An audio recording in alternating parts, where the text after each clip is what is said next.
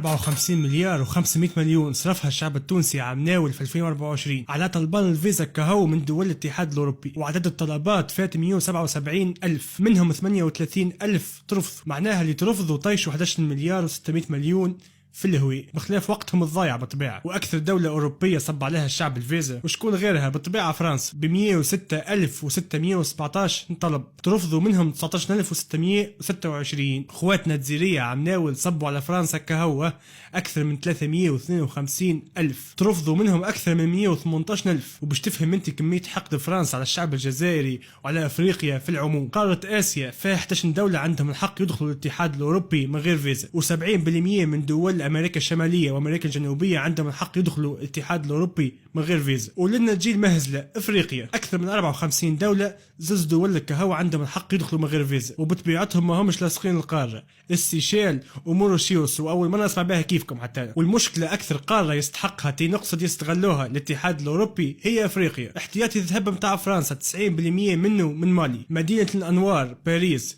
منوره باليورانيوم نتاع النيجر، وفي نفس الوقت 90% من مناطق النيجر بلاش ضوء. شوكولاتة بلجيكا اللي يتفوخروا بها الكاكاو متاعها يهزوا فيه من ساحل العاج وغانا. ليبيا، الجزائر، نيجيريا وانغولا هم اللي زودوا في فرنسا وايطاليا بالنفط والغاز. الكراهب بالالكتريك اللي يصنعوا فيهم في الاوروب اهم حاجه فيهم البطاريه متاعها اللي تصنع من الكوبالت والليثيوم، وياخذوا فيه من الكونغو الديمقراطيه، بخلاف الدقله والزيت زيتونه والفوسفات من تونس وبأبخس الاسواق. معناها كي يجي ولد افريقيا يطلب فيزا مرفوضه، اما ثروات افريقيا تخرج بلاش باسبور وبلاش فيزا ميسالش. يا اخي شكون صنع الفقر في افريقيا؟ مش هما؟ واليوم ولاو يحاربوا في الفقراء. اما الحقيقه رانا نستاهلوا، خاصه شمال افريقيا اللي يحمي في اوروبا من المهاجرين. والتو 14 دوله من افريقيا يستعملوا في عمله الفرنك اللي مراقبه واللي يتحكم فيها البنك المركزي الاوروبي. ونزيدك معلومه اخرى، في باك قاره افريقيا هي القاره الوحيده اللي تنجم تسكر على روحها من غدوه ويكون عندها اكتفاء ذاتي من الغذاء والطاقه والمعادن، ولكن مستحيل بسبب